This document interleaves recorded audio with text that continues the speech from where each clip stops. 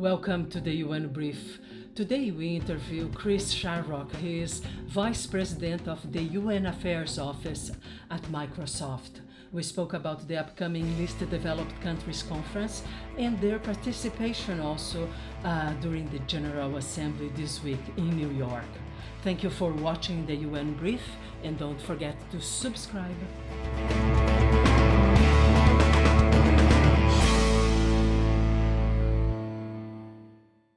So today I would like to just do an overview of what has been accomplished since the office's inception, which I believe was January of 2019 that you announced that there would be a special office dedicated to UN affairs. Yeah, that's right. The office was established a couple of years ago. But I sometimes say it's a sort of new team, but it's a relatively old function for the company because we've been engaging with the UN and with the international system for decades, actually. The partnership that Microsoft's had with the UN goes back quite a long way. And so establishing a dedicated team and a dedicated office felt in some ways like a natural evolution, a natural deepening of that systemic engagement that we've had. So the office was opened here physically a couple of years ago, and then of course we had the pandemic, and doing things physically was harder. So in some ways, really, the opening at the General Assembly this week is in some ways the formal opening. What are some of the highlights in terms of what you have accomplished geographically speaking? Were you focusing on Latin America, Africa, Southeast Asia? Well, let me talk about a couple of the highlights that I'd particularly signal. I think that one of the things that I'm most proud of is the work that we've been doing in preparation for the UN Conference on Least Developed Countries, LDC 5. And what we agreed to do there was to chair the private sector forum. Now, the meeting was supposed to be in Doha earlier this year, but of course, because of the pandemic, it's actually been postponed through to next year. And one of the reasons that I'm most proud of that is that we're playing the role that I think we should play, which is to convene and to actually bring together the private sector, not only at a sort of global level with companies of the size of Microsoft, but also at a regional and a local level. So we've been assembling something of a coalition that would actually engage through that private sector forum in Doha. Now, the LDCs, of course, as a grouping, span multiple continents, but the fact that the meeting is taking place in Doha means we hope it should be particularly accessible to countries from Africa. And of course, that is a continent that we need to engage with in the context of delivering the SDGs. So that's one thing that I'd highlight in particular. This is the first time that Microsoft UN Affairs Office is doing parallel events to the United Nations General Assembly general debate that's taking place and started last week, the events. So what is expected this year? Well, look, the broader context, of course, is that everyone's back in person. And I think we're all very excited to be able to meet one another physically here in New York, and we're really taking advantage of the opportunities to meet, or to bring together not only the member states but also stakeholders from civil society and from the private sector, and to get people really together around the table to the extent that we can. And of course, now we have the office here in New York, we're able to do that. The context really invites a focus on the Sustainable Development Goals. We had the SDG moment just this morning, kicking off the events. And of course, we've got the SDG Summit just a year away in 2023. So that's really the lens that we look through when we're thinking about the engagements that we're taking place. But a core set of challenges that we want to try and face through our commitments with the UN more broadly, and in particular at the General Assembly this year, around the advancement of environmental sustainability, the work to protect people's fundamental rights, and then absolutely critically in the current environment, the need to ensure inclusive economic growth around the world. Now, each one of those challenges really invites a multi-stakeholder conversation. So those are some of the big conversations that we're trying to have. And just already just in the last few days, I've been part of some really exciting conversations here at the Microsoft office. We had a great meeting with the US Chamber for International Business about moving the needle, where we were privileged to have the President of the General Assembly and the President of ECOSOC come to the table with private sector to talk about some of the ways that the private sector can contribute. We had a very good event with the IOE on education, and we had a really great evening with the Global Partnership on Sustainable Development Data, thinking about the role that data can play on the SDGs. So yeah, there's a lot going on, and fundamentally it's in person, which is great. So are any new programs being rolled out in the next year, such as the Learning Passport? How is that one going? Well, I'm glad you pick up on the Learning Passport, actually, because it's one of my favorite projects.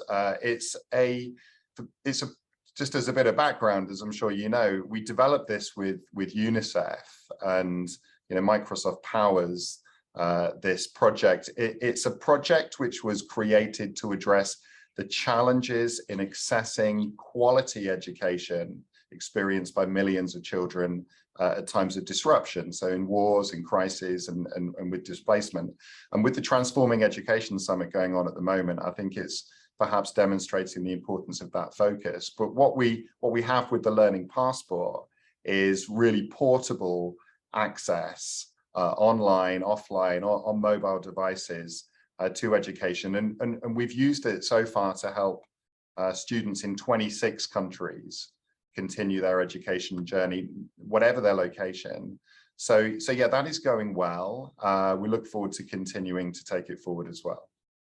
Yes, I saw that you have adapted it for the crisis in Ukraine and also for the pandemic, right? It was initially just for extreme weather events or post-conflict situations, but now has been used also during the pandemic, right? The Learning Passport was adapted for some countries, I heard, were using it in different ways, but with the same principles, that there is this portability if the child has to move to another country.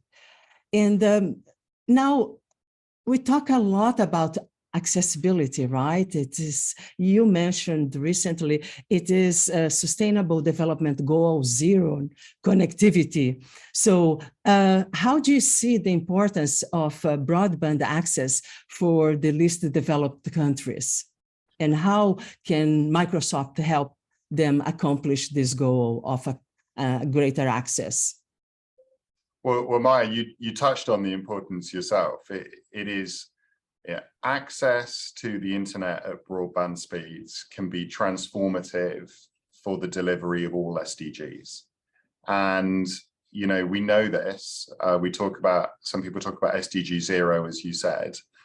In the context of LDCs, which is the question you asked, you've of course got a set of challenges which we have to recognize the scale of. You've got the challenges not only from the COVID pandemic, you've got the challenges of climate change, global recession, all of the issues which are coming together at the moment in the world. So, it's not only about connectivity. There's a set of challenges, but if you think about a chain, if we can deliver access, well, first of all, I suppose, to electricity, then to connectivity to the internet, then to the skills that people need to have to be able to access the technology and also the jobs created by the technology, and then to jobs, that chain does rely at some point on us getting access to the internet at broadband speeds. So how do we do that? Well, this is one of the issues that we really do want to think about in the context of LDC 5. We've been doing what we can to work with colleagues from across the private sector to think about that. And we do think that the private sector and entrepreneurship can be a positive and powerful influence in the creation of the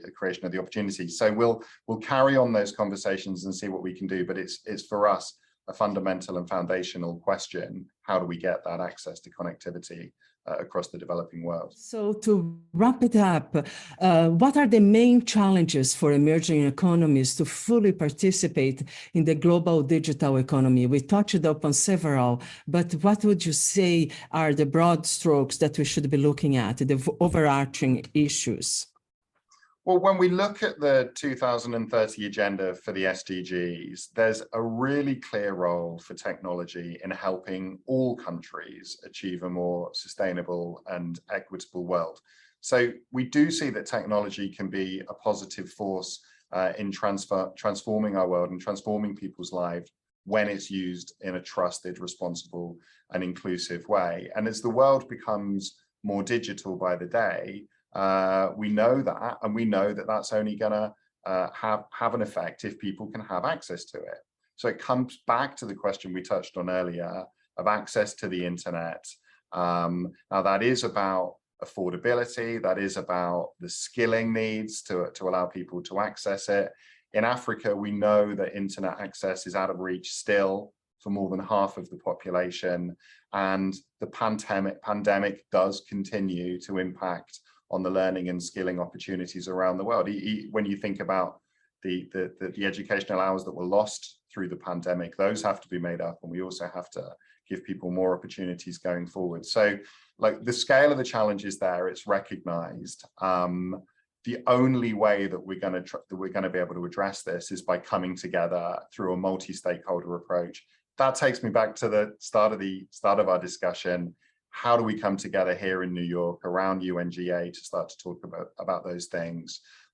We do think that the more we get government, civil society, and the private sector around the table to talk about these things, the more chance we have to find a durable solution. Thank you for watching the UN Brief, and don't forget to subscribe